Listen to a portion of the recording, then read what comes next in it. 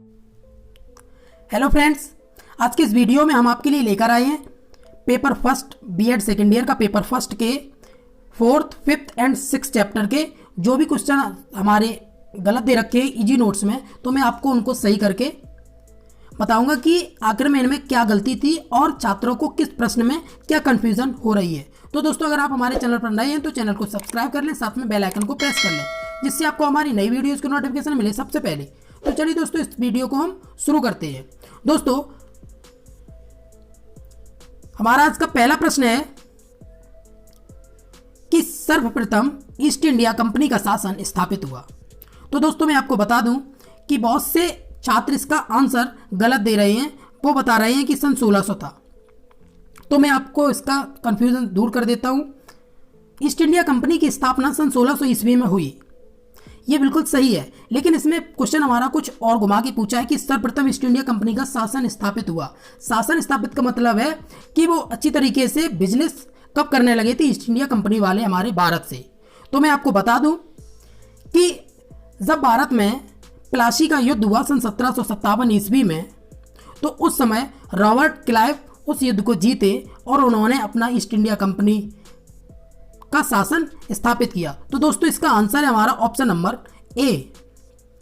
अब आपको कंफ्यूज नहीं होना है। तो चलिए दोस्तों, अगले प्रश्न पे चलते हैं। हमारा अगला प्रश्न है, पुर्तगाली नाविक वास्को डी गामा भारत आया 27 मई 1490 ईस्वी में, 30 मई 1598 ईस्वी में, 27 मई 1498 ईस्वी में, 28 मई 1590 ईस्वी में।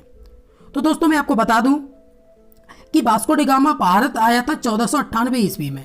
ये बिल्कुल सही है कि 1498 ईस्वी में आया था, लेकिन इसमें यहाँ ये मिसप्रिंट हो गई है। ये जो 27 मई दे रखी है, ये 27 मई ना होकर 17 मई है।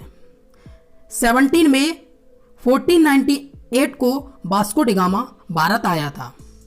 तो दोस्तों, इसको आप सही कर लेना। तो चलिए अगले प्रश्न पे चलते हैं। हमारा अगला प्रश्न है, पुर्तगालियों ने भारत पर व्यापार किया। तो पुर्तगाली भारत में आए थे सन 1498 में और यहां से वो चले गए थे सन 1600 में। सन 1600 में तो लगभग 100 वर्षों तक उनका शासन रहा। हमारा आंसर सही होगा इसमें ऑप्शन नंबर डी। हमारा अगला प्रश्न है, इंग्लिश ईस्ट इंडिया कंपनी की स्थापना हुई सन 1600 ईस्वी में, सन 1500 ईस्वी में, सन 1628 ईस्वी में, इनमें से कोई नहीं। तो इसका आंसर है हमारा ऑप्शन नंबर ए, सन 1600 ईस्वी में। हमारा अगला प्रश्न है, कलकत्ता मदरसा की स्थापना की वारेन हेस्टिंग्स ने, आर्कलैंड ने, लॉर्ड क्लाइव ने, इनमें से कोई नहीं। तो हमारा आंसर है ऑप्शन नंबर ए, वारेन हेस्टिंग्स ने।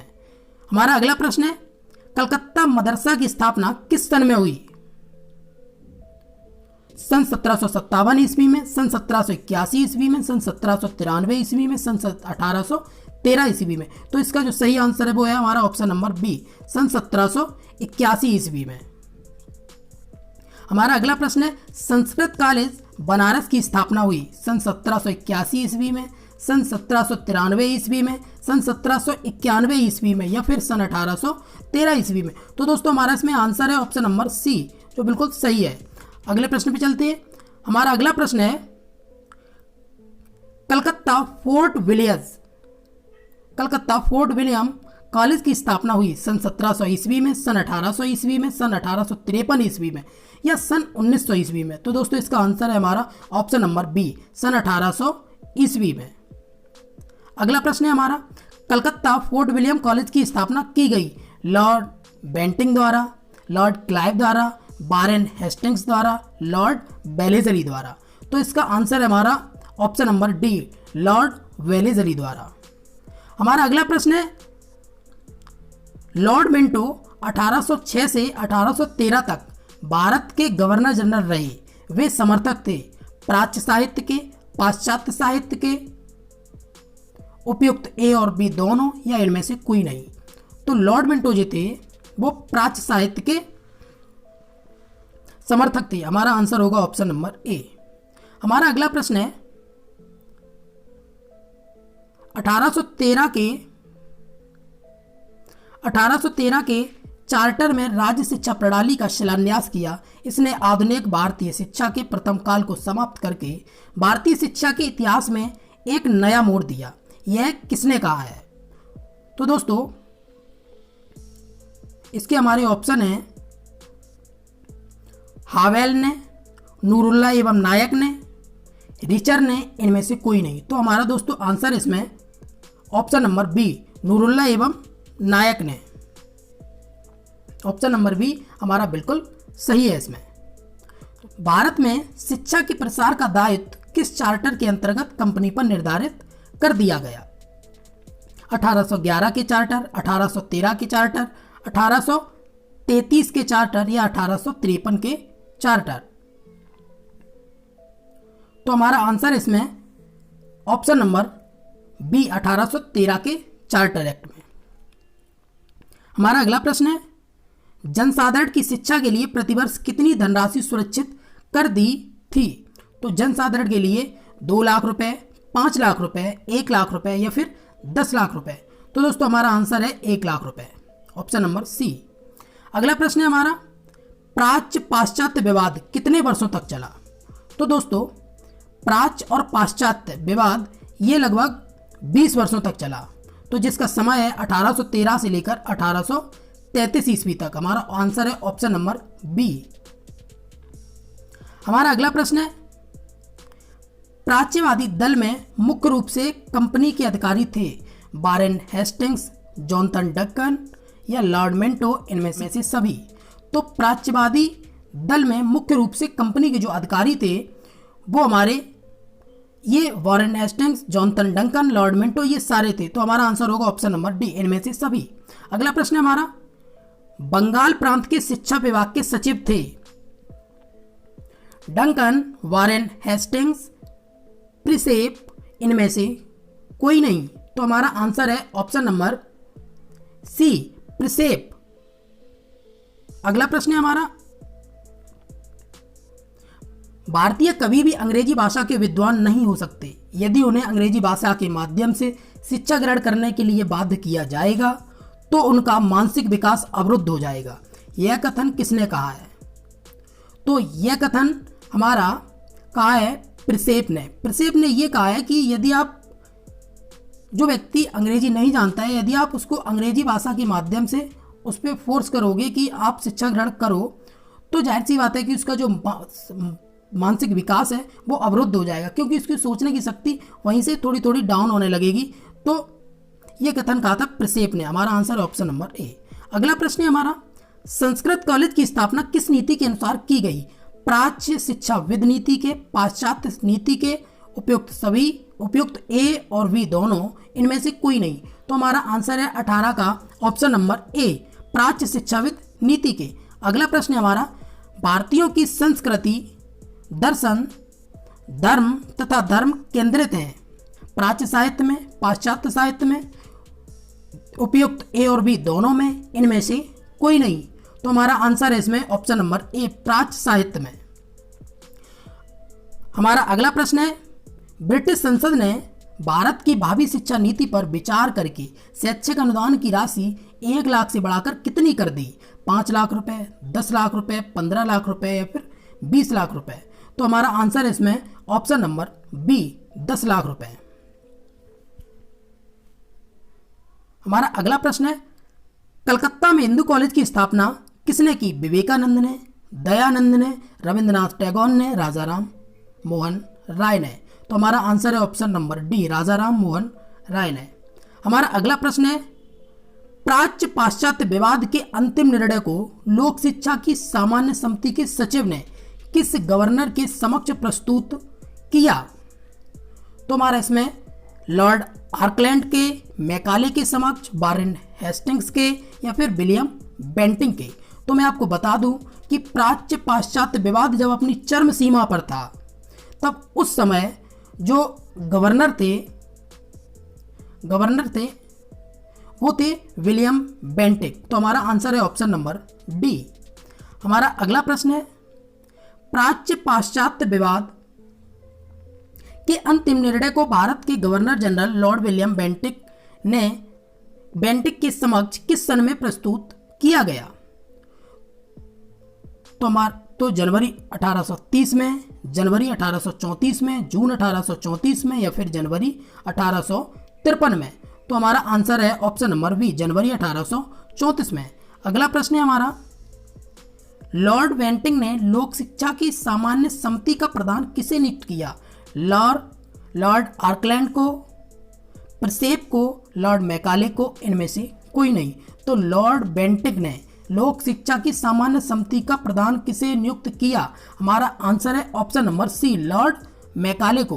दोस्तों हमारा अगला प्रश्न है, कलकत्ता विश्वविद्यालय समाज की स्थापना 1817 में किसने की?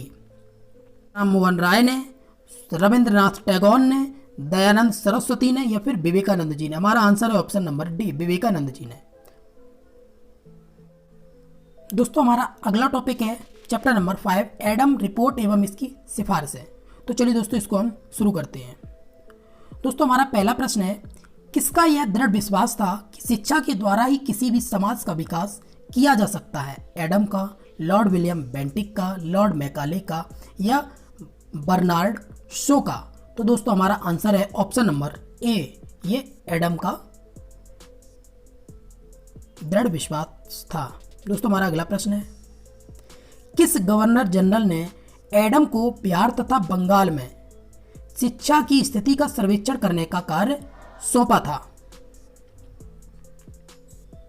लॉर्ड डलहौजी ने, लॉर्ड विलियम बेंटिक ने, लॉर्ड मुनरो ने या लॉर्ड मेयो ने?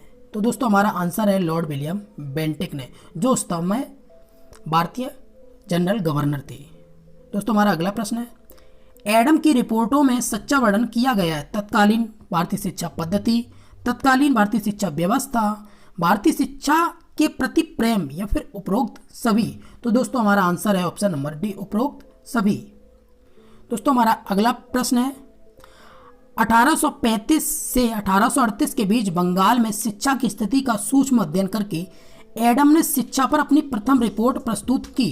1 जुलाई 1835 को, 10 जनवरी 1835 को, 10 अगस्त 1836 को, 7 नवंबर 1833 को? तो दोस्तों हमारा आंसर है इसमें ऑप्शन नंबर ए, 1 जुलाई 1835 को। हमारा अगला प्रश्न है, एडम की प्रथम रिपोर्ट के मापदंड थे? जनसंख्या के अनुसार संस्थाओं की संख्या, शिक्षा का स्वरूप, शिक्षा संस्थाओं का उचित वितरण, उपरोक्त सभी? तो दोस्तों हमारा आंसर है ऑप्शन नंबर डी। अगला प्रश्न है हमारा, एडम की प्रथम रिपोर्ट में बंगाल में कितने व्यक्तियों की एक पाठशाला का वर्णन किया गया था? 500 व्यक्तियों का, 400 व्यक्तियों का, 600 व्यक्तियों का या फिर 300 व्यक्तियों का? तो हमारा आंसर है ऑप्शन नंबर बी, 400 व्यक्तियों का। अगला प्रश्न है हमारा, 1801 के सर्वेक्षण के अनुसार बंगाल तथा बिहार में कितने बालकों हेतु एक देसी पाठशाला थी? 150 छात्र, 175 बालक, 250 बालक या फिर 63 बालक? तो दोस्तों हमारा आंसर है ऑप्शन नंबर डी, 63 बालक। हमारा अगला प्रश्न है, 1 जुलाई 1835 को प्रस्तुत एडम की प्रथम शिक्षा रिपोर्ट में शिक्षा को जो स्वरूप प्रस्तुत किया गया उसमें शामिल है पाठशालाओं में 5 से 6 वर्ष की अवस्था में से छात्र शिक्षा प्रारंभ करते थे और 10 से 11 वर्ष की आयु तक पढ़ते थे। अंगुली की सहायता से रेत पर अक्षर बनाना सिखाया जाता था। रेत के पश्चात आटे पर तथा ताड़पत्र पर स्याही से लिखना सिखाया जाता था या फिर उपरोक्त सभी? तो दोस्तों हमारा आंसर है उपरोक्त सभी। अगला प्रश्न है हमारा, शिक्षा पर एडम ने अपनी दूसरी रिपोर्ट प्रस्तुत की 23 सितंबर 1836 को, 24 दिसंबर 1836 को, 25 जनवरी 1836 को, 26 जनवरी 1837 को? तो दोस्तों हमारा आंसर है ऑप्शन नंबर ए, 23 दिसंबर 1836 को। अगला प्रश्न है हमारा, शिक्षा पर एडम की दूसरी रिपोर्ट किस जिले में किए गए सर्वेक्षण पर आधारित थी? नेटौर जिले में, मंगलौर जिले में, पश्चिमी मिदनापुर में, नॉर्थ परगना में? तो आंसर है इसका ऑप्शन नंबर ए, नेटौर जिले में। दोस्तों हमारा अगला प्रश्न है, एडम के अनुसार जन शिक्षा योजना को किस प्रकार संबद्ध किया जा सकता था? भारतीय भाषा एवं साहित्यों तथा ज्ञान विज्ञान का अध्ययन भारतीय भाषाओं के माध्यम से ही करवाया जाए, निष्पंदन सिद्धांत को लागू न किया जाए, कृषि प्रधान देश होने के कारण यहाँ कृषि शिक्षा की व्यवस्था की जाए या फिर उपरोक्त सभी। तो दोस्तों हमारा आंसर है ऑप्शन नंबर डी, उपरोक्त सभी। ये सारे कथन सत्य हैं। हमारा अगला प्रश्न है, सरकार की तरफ से स्कूलों को आर्थिक सहायता दिए जाने की सिफारिश किस प्राच्यवादी विचारक द्वारा की गई थी? दोस्तों हमारा आंसर है ऑप्शन नंबर ए, एडम ने। हमारा अगला प्रश्न है, भारत में गद्य साहित्य का इतिहास प्रारंभ हुआ मौखिक लेखन से, पारंपरिक कहानियों से, मुहावरों की व्याख्या से, अंग्रेजी की गद्य रचनाओं के अनुवाद से। तो हमारा आंसर इसमें ऑप्शन नंबर डी, अंग्रेजी की गद्य रचनाओं के अनुवाद से। अगला प्रश्न है हमारा, भारत के लेखकों ने निबंध लिखते समय अनुकरण किया था पाश्चात्य विचारधारा का, पाश्चात्य शैली का, पाश्चात्य विषयों का, उपरोक्त सभी। तो हमारा आंसर है ऑप्शन नंबर डी। हमारा अगला प्रश्न है, भारतीय साहित्य में एकांकी का विकास परिणाम है मौलिक विचारों का, लोक परंपराओं का, मुक्त नीतिगत विषयों का या पाश्चात्य प्रभाव का? तो दोस्तों हमारा आंसर इसमें ऑप्शन नंबर डी, पाश्चात्य प्रभाव का। अगला प्रश्न है हमारा, एडम्स प्रतिवेदन का प्रथम भाग संबंधित था शैक्षिक आंकड़ों के संकलन से, राजशाही जिले में प्राचीन शिक्षा पद्धति की जांच से, देसी विद्यालयों में सुधार से, उपयुक्त सभी। तो दोस्तों इसमें हमारा आंसर है ऑप्शन नंबर ए। और मैं आपको इसमें बता दूं कि एडम प्रतिवेदन का जो दूसरा भाग है वो सम्मत था हमारा राजशाही जिले में प्राचीन शिक्षा के पद्धति की जांच से। तो ये हमारा दूसरे का है। चैप्टर नंबर 6 है वुड का घोषणा पत्र 1854। तो चलिए दोस्तों, इसके जो भी प्रश्न हमारे गलत होंगे हम उनको सही करते हैं, और जिस प्रश्न में किसी छात्र की कोई कंफ्यूजन है वो हमें कमेंट बॉक्स में पूछ सकता है, मैं उसका जवाब भी दूंगा।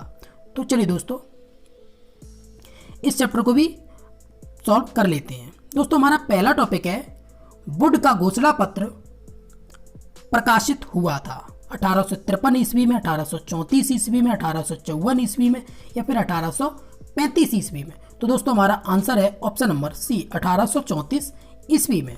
हमारा अगला प्रश्न है, वुड के घोषणा पत्र का प्रमुख उद्देश्य था भारतीय शिक्षा विवादों को हल करना, भारतीय शिक्षा विकास का मूल्यांकन करना, मिशनरियों को शिकायतें दूर करना, उपरोक्त सभी। तो दोस्तों हमारा आंसर है इसमें ऑप्शन नंबर डी, उपरोक्त सभी।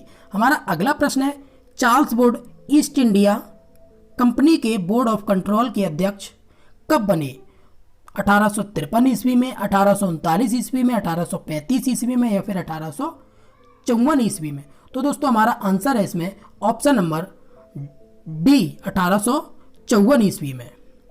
दोस्तों हमारा अगला प्रश्न है, कंपनी के संचालकों ने भारतीय शिक्षा नीति की घोषणा कब की? ऑप्शन है हमारे 19 जुलाई 1853 ईस्वी को, 1 जुलाई 1855 ईस्वी को, 19 जुलाई 1854 ईस्वी को, 20 जुलाई 1853 ईस्वी को? तो दोस्तों हमारा इसमें आंसर है ऑप्शन नंबर सी, 19 जुलाई 1854 ईस्वी को। अगले प्रश्न पे चलते हैं। हमारा अगला प्रश्न है, चार्ल्स वुड के आज्ञा पत्र को क्या नाम दिया? शिक्षा का घोषणा पत्र, शिक्षा का आदेश पत्र, शिक्षा का माधिकार पत्र या फिर उपरोक्त सभी? तो दोस्तों हमारा आंसर है ऑप्शन नंबर डी, ये सभी चीजें कहा गई थी। अगला हमारा प्रश्न है, चार्ल्स वुड के घोषणा पत्र में किस भाषा को महत्व दिया गया? प्राच्य भाषा को, पाश्चात्य भाषा को, उपरोक्त ए और बी दोनों या फिर इनमें से कोई नहीं? तो दोस्तों हमारा आंसर है ऑप्शन नंबर सी, इन दोनों भाषाओं को, प्राच्य और पाश्चात्य। अगला प्रश्न है हमारा, चार्ल्स वुड के आज्ञा पत्र के अनुसार उच्च शिक्षा का माध्यम कौन सी भाषा होनी चाहिए? अंग्रेजी, हिंदी, उपरोक्त ए और बी दोनों या फिर इनमें से कोई नहीं? तो दोस्तों हमारा आंसर है ऑप्शन नंबर सी, उपरोक्त दोनों। हमारा अगला प्रश्न है, चार्ल्स वुड के आज्ञा पत्र में किस भाषा के महत्व को स्वीकार किया गया? तो हमारा आंसर है ऑप्शन है हमारे अरबी के, संस्कृत के, उपरोक्त ए और बी दोनों या फिर इनमें से कोई नहीं? तो दोस्तों हमारा आंसर है इसमें ऑप्शन नंबर सी, उपरोक्त दोनों भाषाएं, अरबी और संस्कृत। हमारा अगला प्रश्न है, यह आज्ञा पत्र वुड का भारतीय शिक्षा का शिलाधार कहा जाता है तथा यह भी कहा जाता है कि इसमें हमारी आधुनिक शिक्षा प्रणाली का शिलान्यास किया। यह कथन किसका है? डॉक्टर एन बसु का, डॉक्टर रिपन का, चार्ल्स वुड का, इनमें से कोई नहीं? तो दोस्तों हमारा इसमें आंसर है option number A, doctor N Basu का। दोस्तों हमारा अगला प्रश्न, पूर्ण भारत के लिए शिक्षा की इतनी व्यापक एवं विस्तृत योजना थी जिसमें स्थानीय व केंद्रीय शक्ति सुझाव देने के लिए साहस नहीं कर सकती थी। यह कथन किसका है? ए एन बसु का, चार्ल्स वुड का, डलहौजी का या लॉर्ड कर्जन का? तो हमारा आंसर है डलहौजी का, ऑप्शन नंबर सी। अगला प्रश्न है हमारा 1854 का आज्ञा पत्र भारतीय शिक्षा के इतिहास में चरम बिंदु है। जो कुछ उससे पहले हुआ वह उसकी ओर संकेत करता है और जो कुछ उसके बाद हुआ है वह उससे निकला है। यह कथन किसने कहा है? तो लॉर्ड डलहौजी का, जेम्स का, बसु का, भगवान दयाल का? तो हमारा इसमें आंसर है ऑप्शन नंबर वी, जेम्स का। दोस्तों हमारा अगला प्रश्न है, वुड के आज्ञा पत्र का मुख्य दोष शिक्षा का गलत उद्देश्य था। यह सर्वोत्तम बातों जिन्हें पूर्व एवं पश्चिम दोनों प्रस्तुत करते थे का सामंजस्य न होकर केवल यूरोपीय ज्ञान था। यह कथन किसका है? जेम्स का, डलहौजी का, भगवान दयाल का या परांजपे का? तो दोस्तों हमारा इसमें आंसर है ऑप्शन नंबर सी, भगवान दयाल का। हमारा अगला प्रश्न है, आज्ञा पत्र ने देश की प्राचीन परंपराओं की जानकारी नहीं की थी और यह भी विचार नहीं किया था कि देश में शिक्षा एक धार्मिक संस्कार थी। यह कथन किसने कहा है? भगवान दयाल का, डॉक्टर मुखर्जी का, परांजपे का या लॉर्ड डलहौजी का? तो दोस्तों ये बात कही है डॉक्टर मुखर्जी का। यह कथन है हमारा डॉक्टर मुखर्जी का, ऑप्शन नंबर बी। अगला हमारा, वुड के आज्ञा पत्र के लेखकों का उद्देश्य यह नहीं था कि शिक्षा नेतृत्व के लिए हो, शिक्षा भारत के औद्योगिक पुनरुत्थान के लिए हो, शिक्षा मातृभूमि की रक्षा के लिए हो, शिक्षा भारत के लिए हो जिसकी आवश्यकता स्वतंत्र भारत राष्ट्र के नागरिक को हो। यह कथन किसने लिखा है? परांजपे ने, डॉक्टर मुखर्जी ने, जेम्स ने, डलहौजी ने? तो दोस्तों हमारा आंसर है इसमें ऑप्शन नंबर ए, परांजपे ने।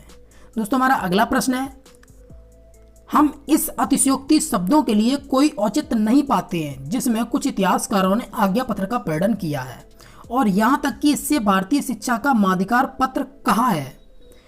यह कथन किसका है? जेम्स का, नूरुल्लाह एवं नायक का, डॉक्टर मुखर्जी का या फिर परांजपे का? तो दोस्तों हमारा आंसर है ऑप्शन नंबर बी, नूरुल्लाह एवं नायक ने।